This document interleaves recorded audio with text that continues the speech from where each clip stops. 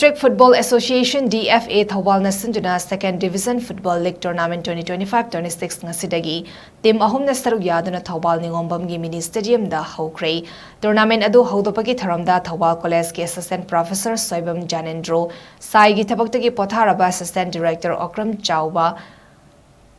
Special Contractor NINGOMBAM Babu DFA gi President Mutum Mani Vice President Langpok Lakpam Shamo sai NERC Tagel Infal gi thabaktagi potharaba Assistant Director Constant Michael DFA gi Secretary L Kuladhaza Wangkhem Assembly Constituency gi nominee Kundrakpam Premnath Athopam Gas ki proprietor Okram Budina Chingbana thoiba mithungnan singoina sargya ki ngasi hodok pagi ahanba stanakiba